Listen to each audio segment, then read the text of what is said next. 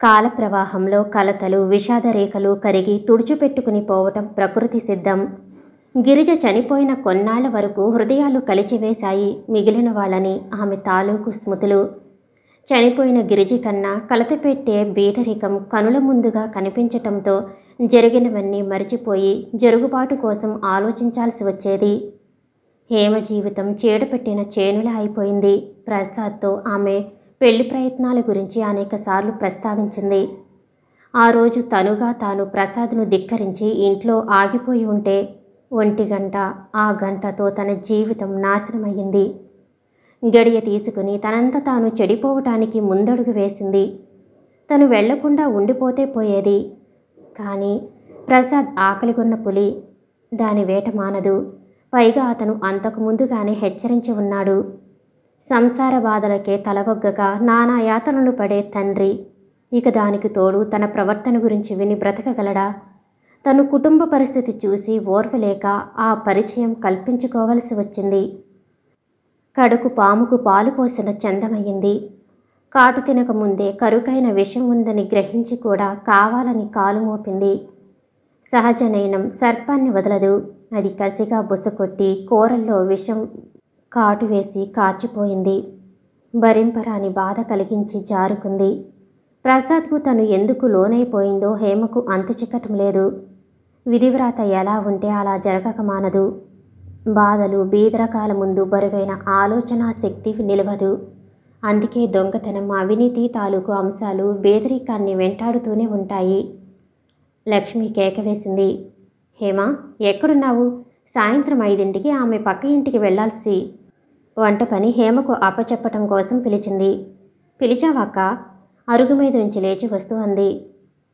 నేను ట్యూషన్ చెప్పడానికి వెళుతున్నా. సరేలే. పెరటి గుమ్మం వైపుగా వంట పనులు చేయాలన్నట్లు బయలుదేరింది. మాధరవ గారి ఇల్లు ఒకవైపు, ప్రసాద్ ఉంటున్న ఇల్లు రెండవ వైపు. మధ్యలో శరభయ్య గారి స్థిర నివాసం. ప్రసాద్ గది మాత్రం పెరటి వైపుగా ఉంటుంది. లక్ష్మి మాధవరావు గారి ఇంట్లో ట్యూషన్ చెప్పటానికి వెళ్ళిపోయింది.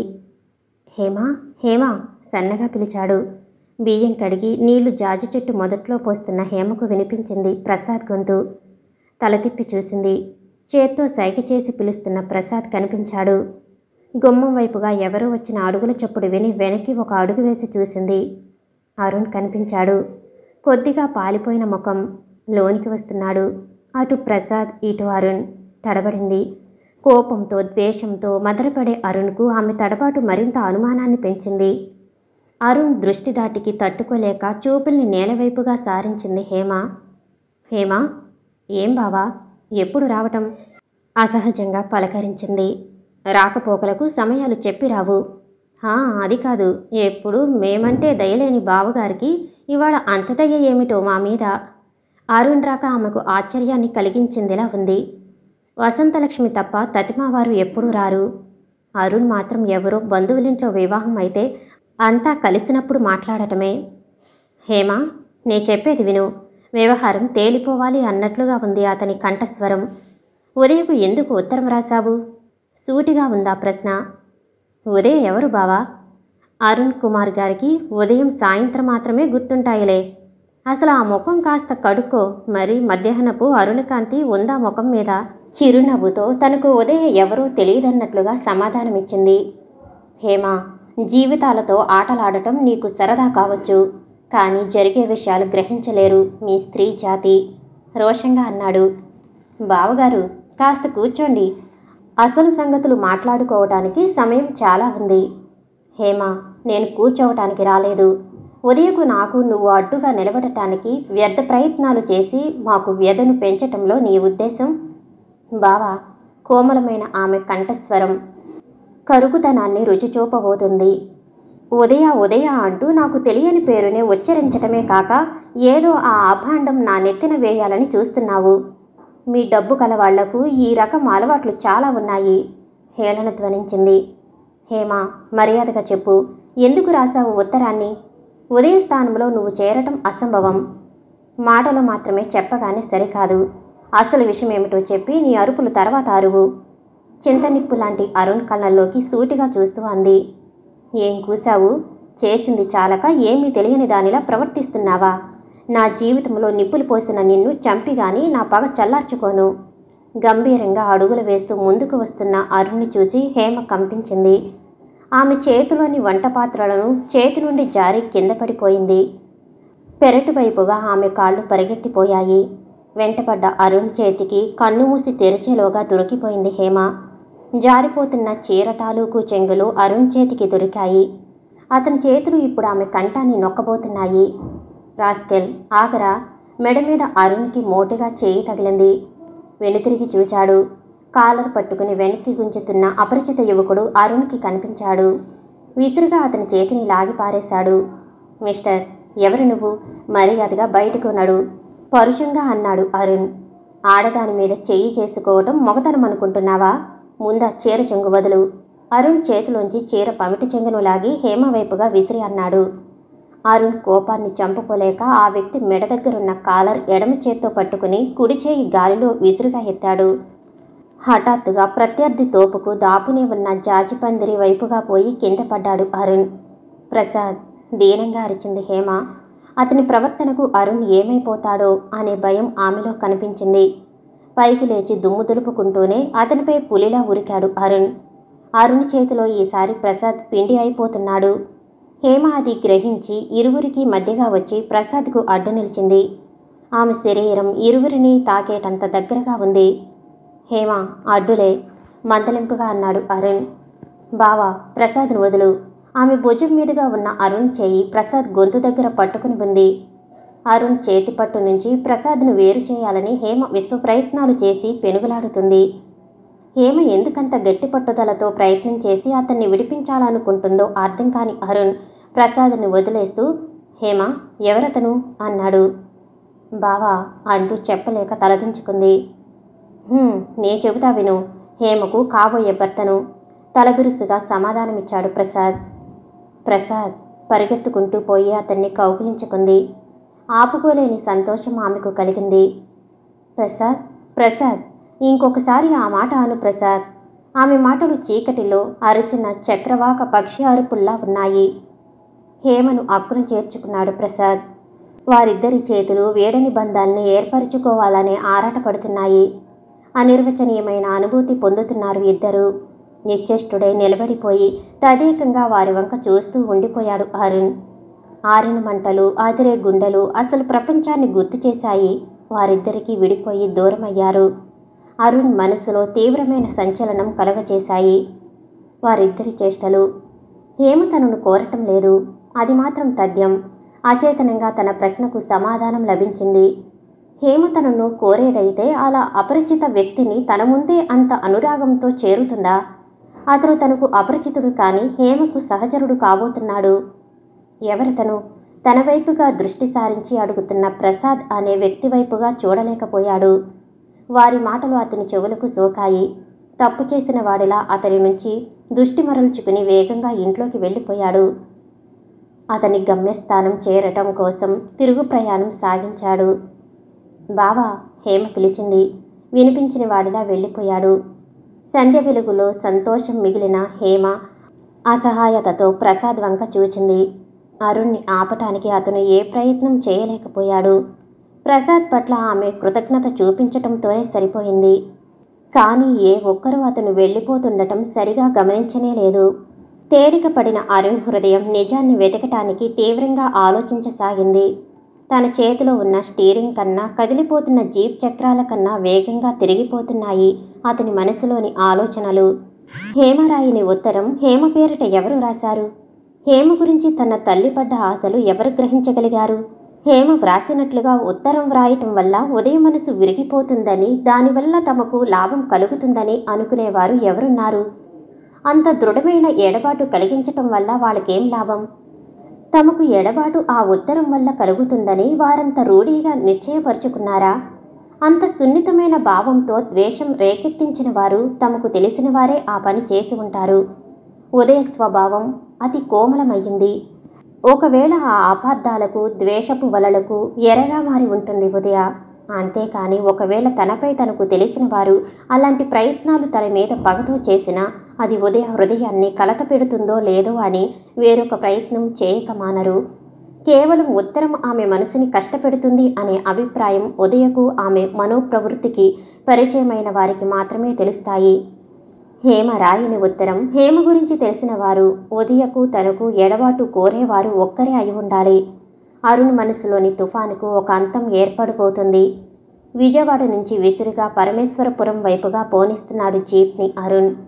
పడమటి కొండల్లో పడిపోయిన సూర్యుని ఆఖరి వెలుగులు సన్నగా గీతలా ఏర్పడి పశ్చిమాద్రి నుండి ఆకాశాన్ని వేరుపరిచే సరిహద్దులా కనిపించసాగింది.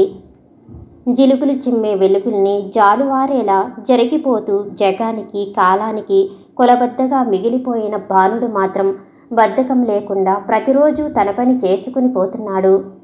భారీగా కురిసిన వర్షాల తాలూకు బురద నీరు బాగా ఆరిపోయింది.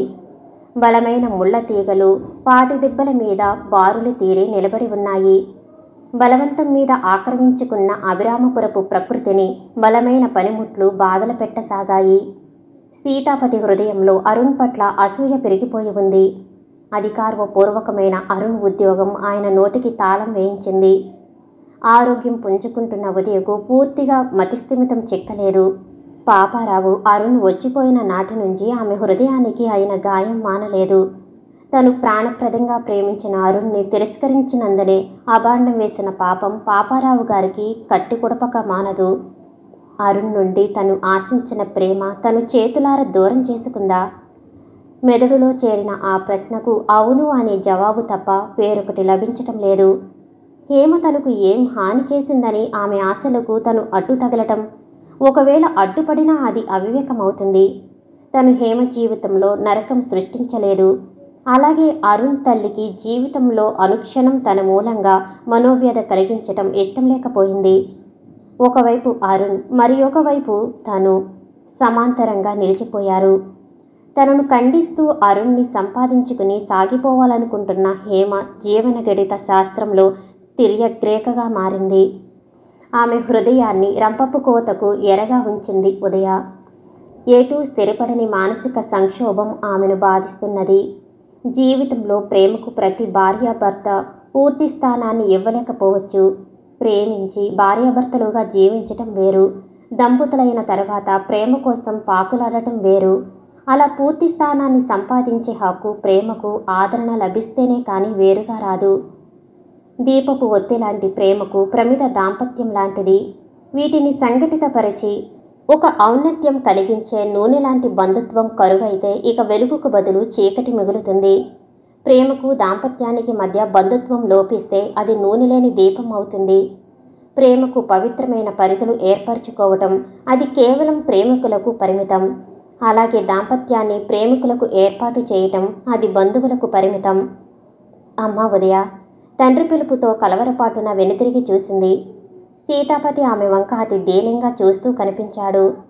ఆలోచనలకు అంతరాయం కలగటంతో ఆమెలో ఒక విధమైన చైతన్యం కలిగింది. ఏం నాన్న, ఏం కావాలి? ఏం లేదమ్మా. అరుణ్ విషయం తిరిగి ఆమెకు బాధ కలిగించటమే అవుతుందన్న ఉద్దేశంతో ఆ ప్రయత్నం విరమించుకుంటూ అన్నాడు సీతాపతి. ఆగిపోయారేం? అరుణ్ విషయమేగా నాన్న మీరు చెప్పబోయేది? ఆమె పెదవుల నుండి వెలువడిన పలుకులు వాడి బాణాలుగా ఉన్నాయాయనకు.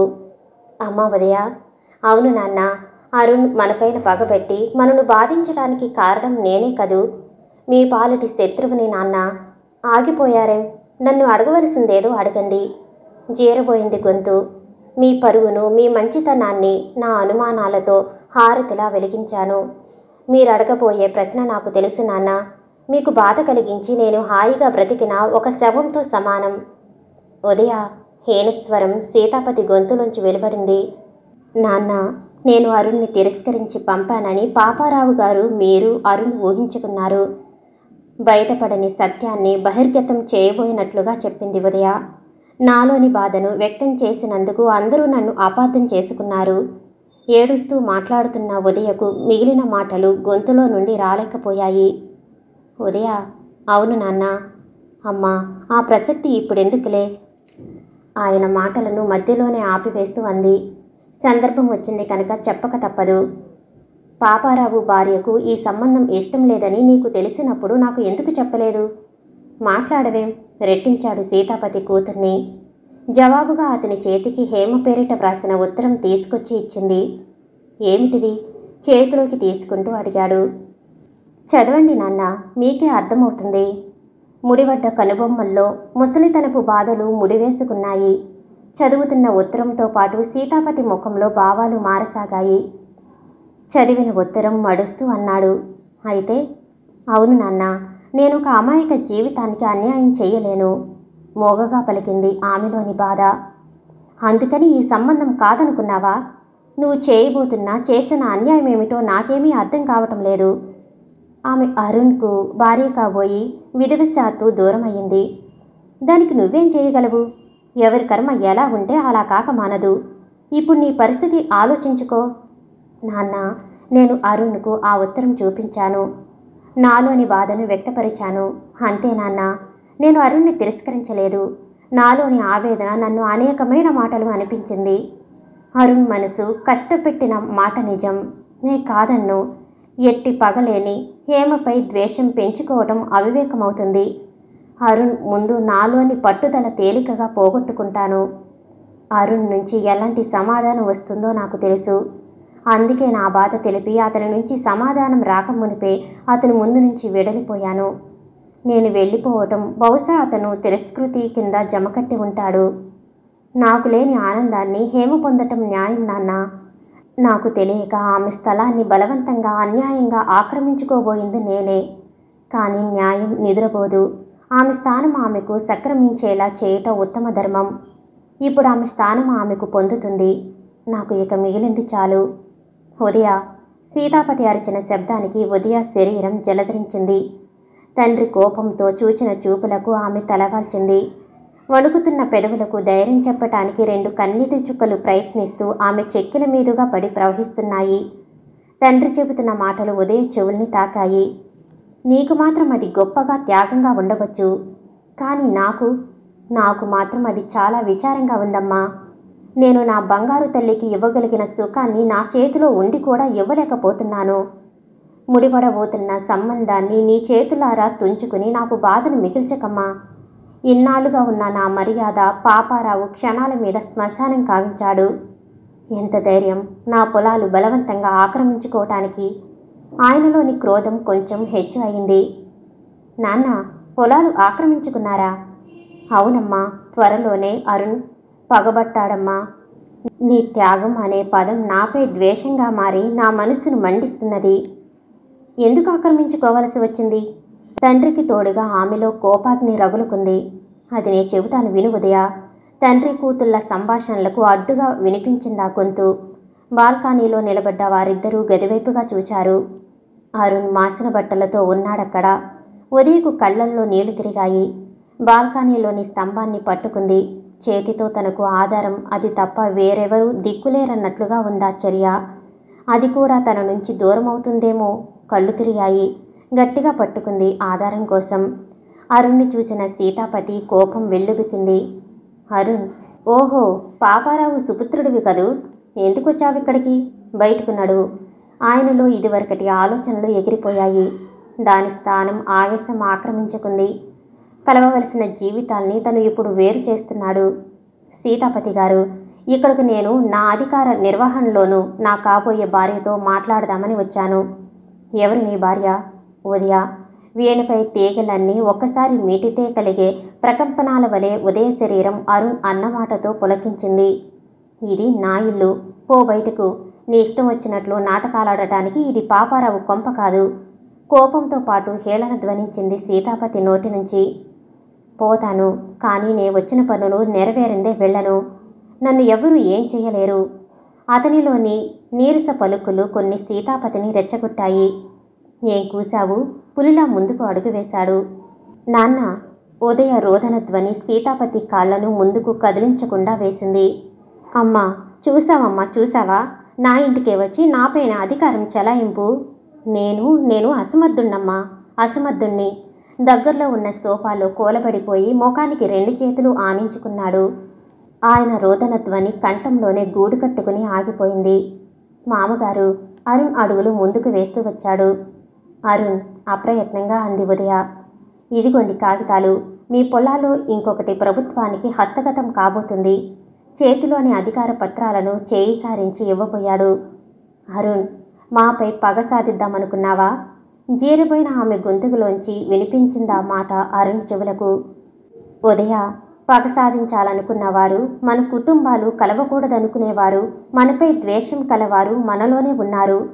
సీతాపతిలో చైతన్యం వచ్చింది. ఆయన కోపం గట్లు తెగింది. మర్యాదగా బయటికి నడువు. కావాలనుకున్నప్పుడు కలవటం, వద్దనుకున్నప్పుడు మానివేయటానికి ఇదేం బొమ్మలాట కాదు. బొమ్మలాట జరిపిన వారు మనలోనే ఉన్నారు సీతాపతి గారు. ఆ బొమ్మలాటకు బందీలైపోయి నడిపించిన వారితో పాటుగా మనం నడిచాము. నువ్వు చెప్పేదేమిటి? కూతురి భవిష్యత్ తలంపు, ఆమెను అపార్థం చేసుకున్న తమ తీరు గుర్తుకు రాగానే కొంచెం మెత్తబడి మాట్లాడాడు సీతాపతి. కుండ బద్దలు కొట్టినట్లుగా అన్నాడు అరుణ్. ఉదయ ఊహించింది అది నిజం కాదు, పరమ అసత్యం. అరుణ్, నేను అలాంటి ఊహలకి ఆస్కారం ఇవ్వలేదు. కేవలం నాలోని బాధను, జరగబోయేదాన్ని హృదయం విప్పి చెప్పాను. అపార్థం చేసుకున్నావు అరుణ్. నీకెన్నడూ నేను అడ్డం రాబోను. మీ నాన్నగారు నే తృణీకరించానని భావించారు. కానీ అరుణ్, నేను ప్రత్యక్ష సాక్ష్యాల మూలంగానే ఆ బాధను అనుభవించాను. నిశ్చేష్టుడై నిలుచుండిపోయిన సీతాపతిని గ్రహించలేదు ఉదయ. ఉదయ, నువ్వు ప్రత్యక్ష సాక్షులనుకున్నవి పరమ అబద్ధం. హేమ రాయని ఉత్తరం నువ్వే సృష్టించావు. కేవలం ప్రేమ నటించి నన్ను ఆడిద్దామనుకున్నావు. అతనిలో కొత్త అంశ తల ఎత్తింది. అరుణ్, కొన్ని వందల సింహాలు కోపంతో కన్న కఠోరంగా అరిచినట్లుగా ఉంది సీతాపతి గొంతు. స్థాణువులా నిల్చుండిపోయాడు. సోఫాలోంచి లేచి వస్తూ అన్నాడు. బ్రతికిపోయావు. నా చేతిలో నీ ప్రాణాలు పోయేవి. కానీ ఈ పత్రాలు నిన్ను బ్రతికించాయి. ఎంత ధైర్యం! చేతిలో ఉన్న అరుణ్ తెచ్చి ఇచ్చిన నోటీసు కాగితాలు గాలికి రెపరెపలాడుతున్నాయి. నా తల్లి నీలాంటి మోసకత్తె కాదు. అరుణ్, ఏం కోరి తన జీవితంలో తనంత తను నిప్పులు పోసుకుంటుంది? అరుణ్, స్త్రీకి ఏది అపురూపమైన వస్తువునో దాన్ని సహజంగా పవిత్రతతో ఆరాధన సల్పే శక్తి ఉంటుంది. ఆ ఆరాధన ఏమాత్రం అపవిత్రమైన అది స్త్రీ రూపం కాజాలదు. ఒక లిప్తకాలం ఆగాడు సీతాపతి. మాట్లాడకుండా ఉన్న ఆయన వంక కళ్ళెత్తి చూడలేకపోయాడు అరుణ్. ఇదిగో ఉత్తరం చూసుకో. అరుణ్ వైపు విసిరిపుచ్చుకుని పారేశాడు. కాలు దగ్గర పడ్డ ఉత్తరాన్ని వంగుని తీసుకుంటూ ఇలాంటి ఉత్తరాల్ని అతడు చేతిలోకి తీసుకుని చింపివేయబోయాడు. కనీసం దీని ద్వారా అయినా ఆ వ్యక్తి ఎవరో తెలుసుకోవచ్చు అనే ఉద్దేశం అతనిలో కలగటంతో అలాగే ఉంచేశాడు. నువ్వు సృష్టించిన ఉత్తరాన్ని నీ చేతులతోనే చింపి పారవేయి. ఆగిపోయావేం? సీతాపతి గారు, ఇది నేను సృష్టించిన ఉత్తరమా? వెంటనే మాట అందుకుని అన్నాడు సీతాపతి. ఓహో, కాదా? అయితే మీ నాన్న? కాదు, మీరే సృష్టించారు. దాన్ని కాదనలేక ఒకవేళ మా మీదకు నెట్టబోతున్నారు. ఇల్లటం రాలేదనే ఉద్దేశంతో ముందుగా కోరుకున్న సంబంధాన్ని ఎలా విడదీయాలనే ప్రయత్నంలో ఈ ఉత్తరాన్ని మీరే రాసి ఉండాలి. కూతురి కాపురంతో ఆడుకోవటం మీ తక్కువతనాన్ని చూపించింది. ఉదయం మనసు విరిగిపోవటానికి ఇది చాలని గ్రహించగలిగి ఉంటారు. దానికోసం ఈ పన్నాగం పన్నారు. చేతిలోని ఉత్తరాన్ని ఊపుతూ ఆయన వంక చూపిస్తూ అన్నాడు అరుణ్. అరుణ్, ఉద్రేకపడుతున్న అరుణ్ణి హెచ్చరిస్తూ ఉదయం వేస్తున్న కేకకు అతని నోటి నుంచి వచ్చే మాటలు ఆగిపోయాయి. అరుణ్, మీ తండ్రి కొడుకుల రాజకీయపు ఎత్తుగడలు నాపై ప్రయోగించాలని అనుకుంటున్నారా? చాలు చాలు, పో బయటికి. నా ముందే నా కూతురికి నాకు. జేవిరించిన ముఖం సీతాపతిని మరింత ముసలివాడిలా కనిపించేలా చేసింది. నాన్న, మదనపడిపోతున్నది ఉదయ. ఎటూ సమాధానం చెప్పలేక. కనిపించిన అనురాగానికి ఏర్పరచుకుని దృఢపరుచుకున్న ప్రేమకు ఆమె తిరగలేరాళ్ల మధ్య ధాన్యపు గింజలా మిగిలిపోయింది. ఆమె నోటి వెంట అరుణ్ని, తండ్రిని హెచ్చరించటంతోనే సరిపోయింది. ఇక ఆమెలో ఎట్టి భావం వెల్లడి కావటం లేదు. సీతాపతి గారు, బయటకు పోయే ముందుగా చెబుతున్నాను. ఉదయకు నాకు ఎలాంటి అడ్డంకులు ఎవ్వరూ కల్పించలేరు. ఒకవేళ పట్టుదలకు ఎవరన్నా అలా చేస్తే ఫలితాలు ఎలా ఉంటాయో ఊహించుకోగలరు. వెళ్ళిపోతున్న అరుణ్కు ఉదయ పిలుపులు గొలుసులయ్యి బంధించాయి. అరుణ్, ఆవేశపడకు అరుణ్. ఒక లిప్తకాలం ఆగి బయలుదేరాడు. నాన్న, అరుణ్ వెళ్ళిపోతున్నాడు. అసహాయత వెళ్ళకెక్కింది ఉదయ. వెళ్ళని అమ్మా, వెళ్ళని. నీకు ఆ భయం లేదు. ఇలాంటి వారితో మనకు సంబంధాలు అక్కర్లేదు. కావలసిన వాళ్ళు, కాదలుచుకున్న వాళ్ళు వాళ్ళకై వాళ్లే వస్తారు. వెళ్ళిపోతున్న అరుణ్ణి ఉత్తేజపరిచాయి సీతాపతి మాటలు.